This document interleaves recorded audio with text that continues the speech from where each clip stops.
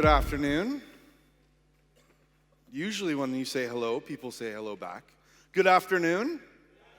Okay, I get to travel the world and see lots of different entrepreneurs and events like this. I would give you a grade of about a 2 on your response out of 10 for that. I expect more out of Turkey. I expect more out of this event. We're entrepreneurs. We're meant to be loud and annoying and boisterous. So I'm going to ask you one more time. I'm going to say good afternoon, and I want you to fill this arena with as much noise as you can. Good afternoon. All right, you got a 5.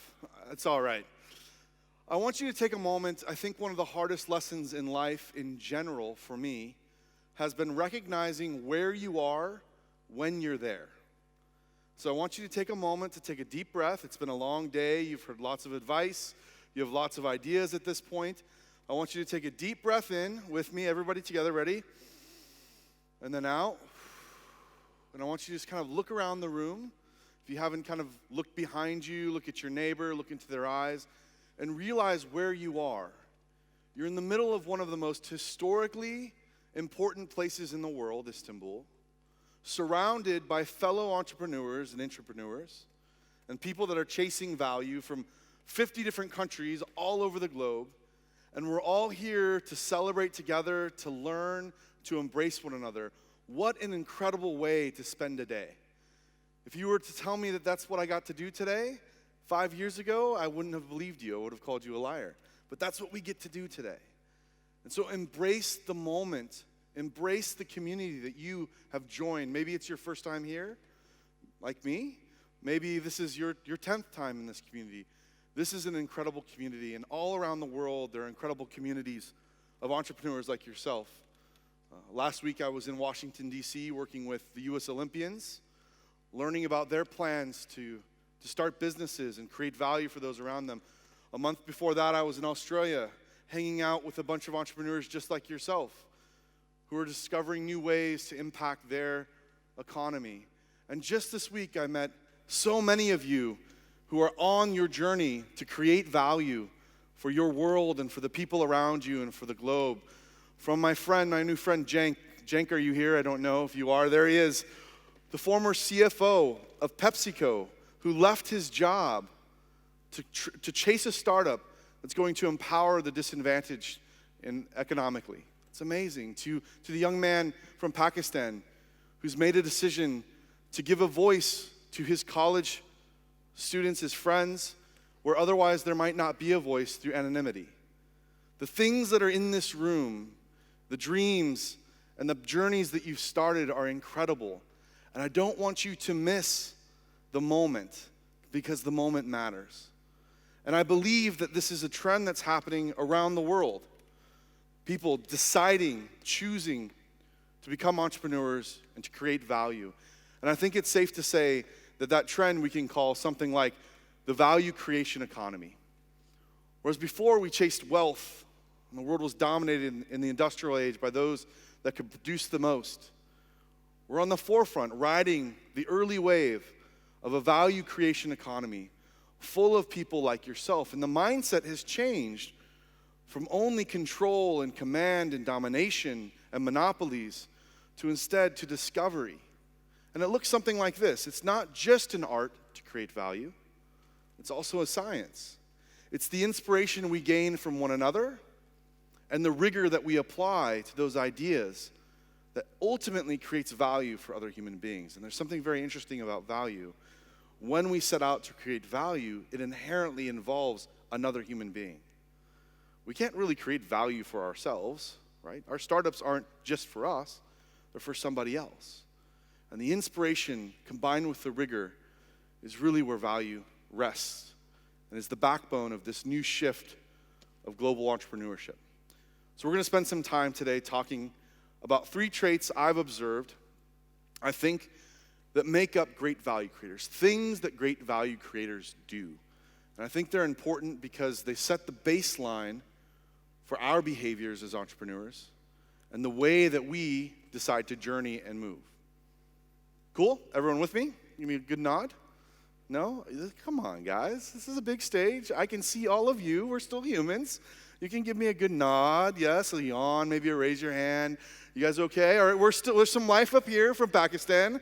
Is there life anywhere else in the back, maybe? I'm just inherently a backsitter.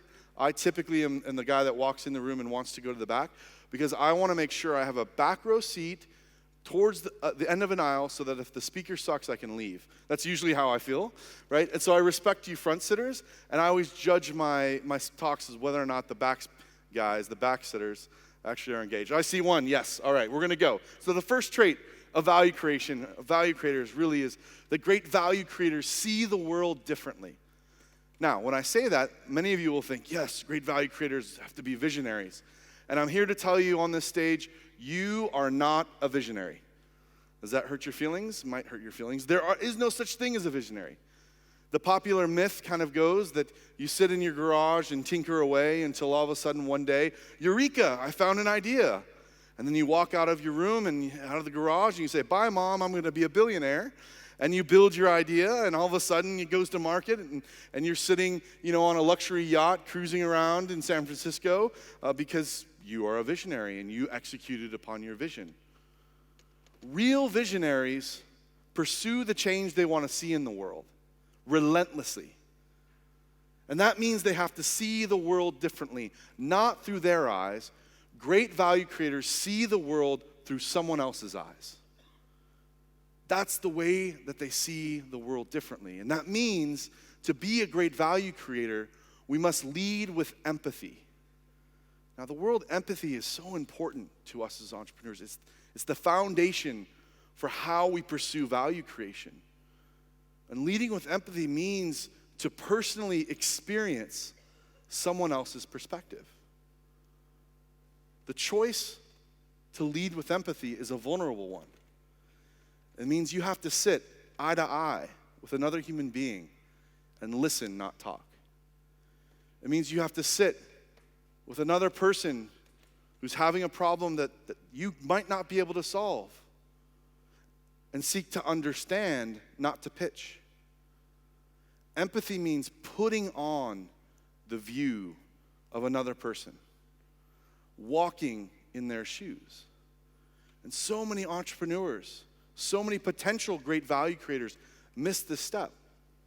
They sit around, they say, oh, our customer is 25 years to 35 years, college educated, and they make up this mythical person called a persona that really doesn't exist in the real world, and then they go and build a bunch of shit that really doesn't work for that person because that person doesn't exist, right? And then they go, oh, I don't know how it works. And then some of you might be in this position. I've been there myself. You get angry with your customers. You go, well, our customers just don't understand how amazing we are. Screw them, we're going to go do other customers, right? No. The problem in that entire scenario is that you didn't lead with empathy. Great value creators make the choice to be vulnerable. Make the choice to experience someone else's perspective. And there's a million ways to do this. But the simplest one is truly to take that first step. Walt Disney, perhaps one of the greatest value creators in the world, faced a similar choice. He noticed before he built Disneyland, I'm from Los Angeles originally. Disneyland was part of my upbringing. I loved it. But before he built it, he noticed when he went to different fairs and world fairs and things like that, that there was garbage, like litter, trash, everywhere. And he's like, I don't know what's going on with this. Why is there trash all over the place? Now, he's Walt Disney. He can commission a study. He can hire a company to go and tell him why there's trash. He can do whatever he wants to do to find out about this problem of trash in these theme parks. But instead, he decides, you know what, I'm going to go and experience this myself. So he heads to a theme park. He buys a ticket. He heads inside. And he observes people just dropping their trash on the ground. I don't know what the deal is. Continues to kind of learn and observe, and he realizes most people will carry their trash 15 steps.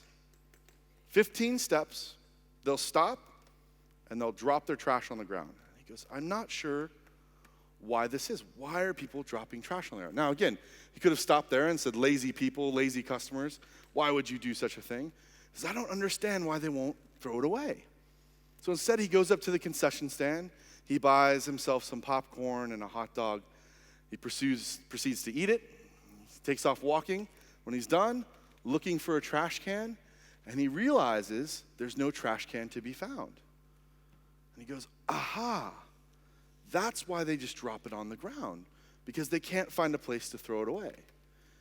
Now, that's an insight. It's amazing, but unless you take action with that, it doesn't really matter. And so to this day, in any Disney property around the world, you can't walk 15 steps without finding a trash can. You only gain that insight by experiencing, through empathy, the view of the customer, not by commissioning studies and staying in your office.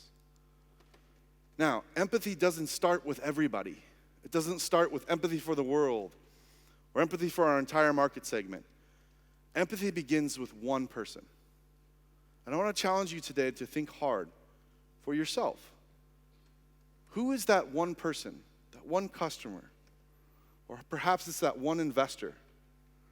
Perhaps it's that one potential partner, or the question that was asked, how do I get into big telecoms or sell to large enterprises? Who is that one person that you need more empathy for? Who do you need to walk in their shoes, to understand deeply, so that you can attempt to create value for? And I want you to commit to attempting to live a day of their life through their eyes and their emotions and their feelings. Great value creators make the choice to lead with empathy, to be vulnerable, and to start with one person as a practice to gain empathy. The second principle I've seen of great value creators is that they choose to take action. Now, when they see something in the world that needs fixing, they've experienced that empathy, great value creators look around them and go, is anyone going to do anything about this? No. And they go, I got it. They raise their hand. They may have no idea how to code, how to build a business, how to do any of it, but they raise their hand and they say, I'll take care of it. I'm on my way. Many of you have made that decision.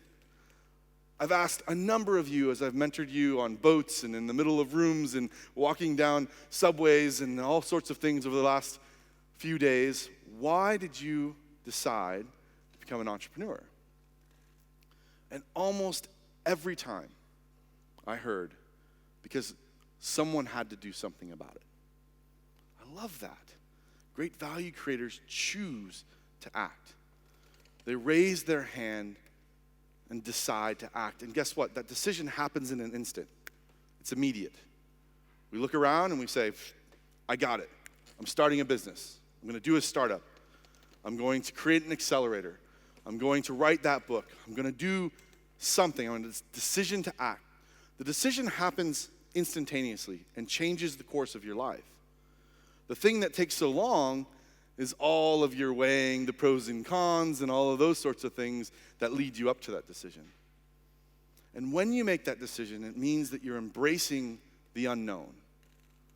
The truth is, you can't execute your way to a startup. How many of you, back people too, and way back people, I want to see your hands. Let's see if there's some life here, have ever written a business plan? Raise your hands up high and proudly. Come on, anyone over here? Okay, good. Congratulations, you're a fiction writer, just like myself, if you've written a business plan, because you inherently can't predict the future. In fact, if any one of your business plans that you wrote became 100% true, I want you to stand up right now and leave because you're in the wrong building. You need to go build a career as a fortune teller. You'll make tons more money if you predicted the future 100% true. Anyone standing up? Didn't think so, right? Of course not. Because when we venture out and we make that decision, we're embracing something that's unknown. We're embracing the journey of discovery. And that decision means that we have to operate differently than simply executing upon a plan. Instead, we have to be able to search through the wilderness, sometimes alone, sometimes with a team. We have to be able to look at true north and realize there's a swamp in front of us, and we need to walk around it. And we need to journey through that unknown with no one else giving us the answers. It's a decision to act and embrace the unknown. This is my friend Chris Linland, who founded a company called Beta Brand in the Bay Area. It's a clothing company, fastest growing startup, one of the fastest growing startups in the world, a fashion company of all things. And Chris embraced the unknown. He had a hypothesis that, hey, I think that people want to have fun with their clothing. They want to play. We take clothing too seriously. We should have some fun. So he created a few pieces of clothing, like a reversible smoking jacket. I have one. It's kind of cool. It's kind of a mullet in a jacket, business up front, party in the back. It's reversible smoking jacket. On one end, it's nice and velvet and looks very polished and has a nice square in it. And then you can take it off and reverse it. And on the outside, it looks like 70s wallpaper from the US. And it's kind of a crazy party, right? It's kind of a fun jacket. And he said, I don't know if people are willing to play with their clothing. And so instead of launching and executing a business plan, if you're a fashion startup, this is how you work. You create some clothes. You hire a bunch of pretty skinny people that are good looking to wear those clothes, to walk down a short catwalk. And hopefully someone takes some cool pictures and like it, and all of a sudden they want to hire you to do a whole line, and that's how you become successful. Chris went the other way. He said, I don't know. He put it out there. He said, here's the idea I have. Here's kind of a prototype. If anyone wants one, go ahead. We're going to run it for 30 days, and we'll see if that product is successful. Boom, people order it, and he makes it. Wow, people are willing to play with this. Well, let's try another crazy shirt. Let's do a bacon t-shirt and see if someone will buy that. Puts it out there, no one will buy it. Chris has embraced the unknown as he's built his company. And to this day, every new product that comes out, in fact, every product that Betabrand does, starts with the question, will anyone want this? If it gets funded, they make it. If it doesn't, they go back to the drawing board and make another product. It's learning your way through the unknown. This is what innovation looks like. It's not a model with lots of circles and bubbles and names and things, and it's not something you can figure out by sitting around a boardroom. In fact, innovation takes action. You try something, you learn, you try something else. You learn, and you keep on learning.